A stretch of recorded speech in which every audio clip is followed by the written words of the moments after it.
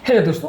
सरसों का तेल यानी mustard oil all over India, खासकर नॉर्दर्न और north eastern part of India में काफ़ी कॉमनली यूज़ किया जाता है। आज जानने का प्रयास करेंगे कि ये ऑयल के फ़ायदे क्या है, नुकसान क्या है, क्या ये ऑयल उतना अच्छा वाकई में है या नहीं, और इसको लेने के लिए क्या स्पेसिफिक प्रिकॉशंस या इसको यूज़ करने के लिए क्या स्पेसिफिक चीज़ों का ध्यान रखने की आवश्यकता है जो इस ऑयल की बेटरमेंट या इस ऑयल की क्वालिटीज़ को बढ़ा सकते हैं।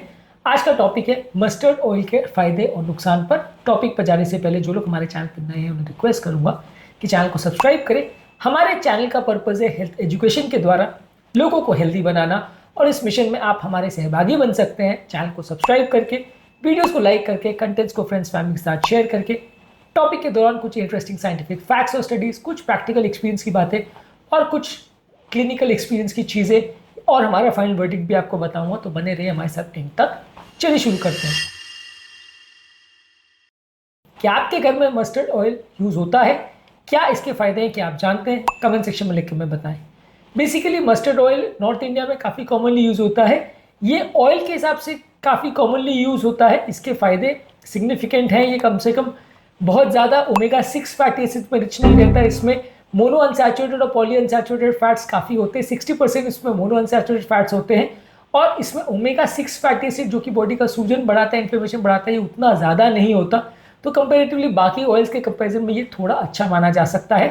Indian journal of medical research में एक आर्टिकल पब्लिश हुआ था 2010 में, जिसने बताया था कि मस्टर्ड ऑयल के कंजम्पशन से टोटल कोलेस्ट्रॉल और बैड कोलेस्ट्रॉल कुछ हद तक कम करने में मदद मिलती है।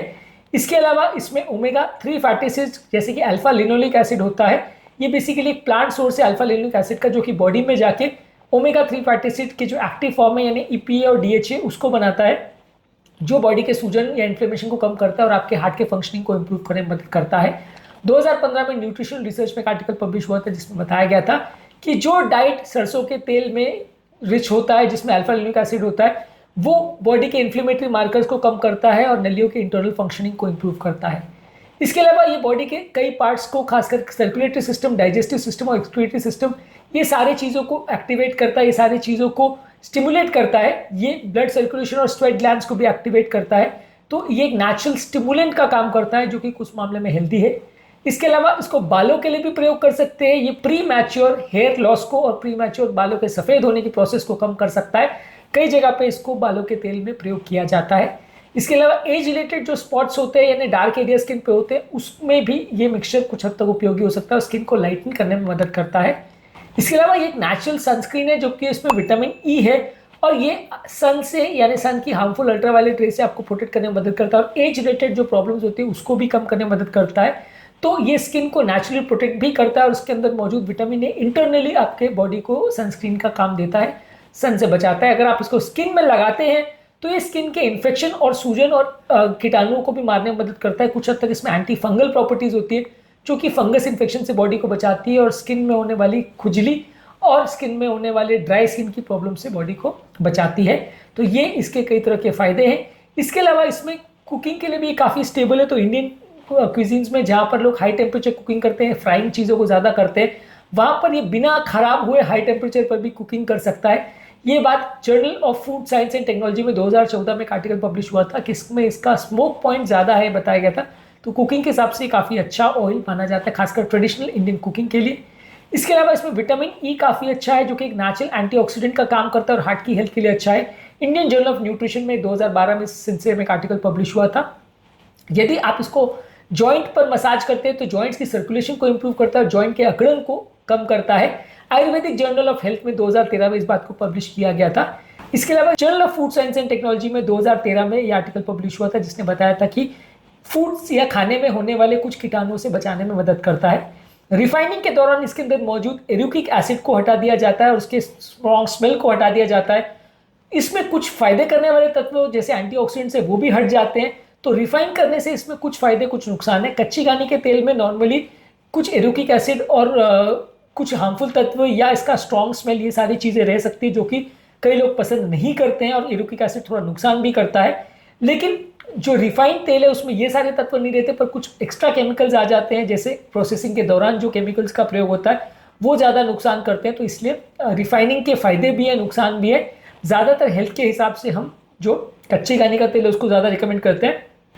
मस्टर्ड ऑयल में एरुकिक एसिड करके सब्सटेंस होता है जो कि ज़्यादा मात्रा में यदि आप इसका प्रयोग करते हैं तो ये नुकसानदायक है, खासकर बच्चों के लिए नुकसानदायक है। इसलिए खाने बनाने के लिए वेस्टर्न कंट्रीज में कई जगह पे इस पर बैन भी किया गया है। हालांकि एरुकिक एसिड का कितना एग्जैक्ट प्रॉब्लम होता है उसके बारे में कोई क्लियर कट डेटा अवेलेबल नहीं है, लेकिन वेस्टर्न कंट्रीज में इसमें ये जो तत्व है वो नुकसानदायक माना जाता है। इसलिए कुकिंग के हिसाब से इस तत्व को अच्छा नहीं माना जाता है।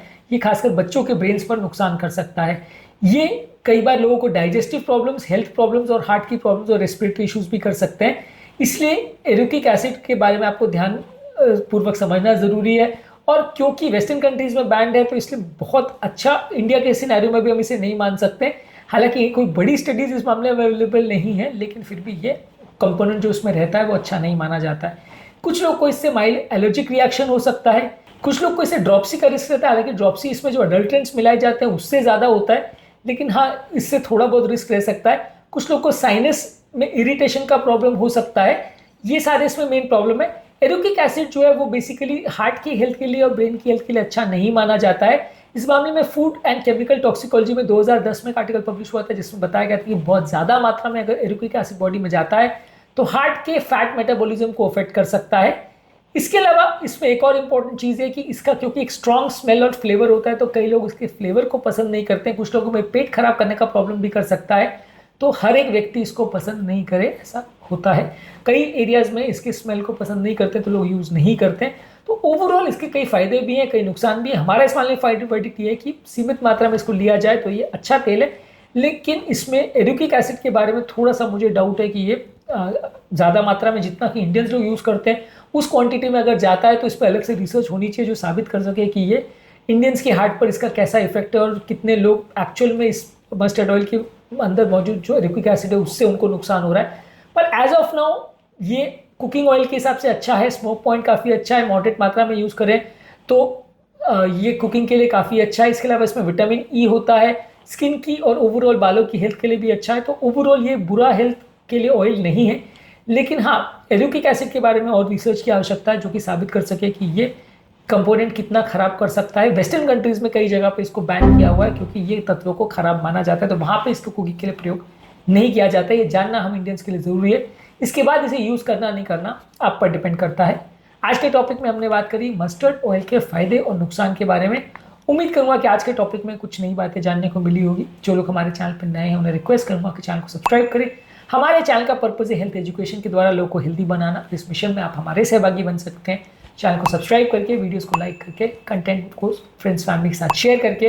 आपके कमेंट्स हमें जानने में मदद करते हैं कि आपकी प्रॉब्लम्स क्या है और हमारा कंटेंट आपको कैसा लग रहा है। हमारे लिए मोटिवेशन और इंस्पिरेशन का भी काम करते हैं। इसलिए कमेंट्स करते रहिए, वीडियोज़ को देखते रहिए, शेयर करते रहिए और हेल्थ के सफ़र पर हमारे साथ आगे बढ़ते रहिए।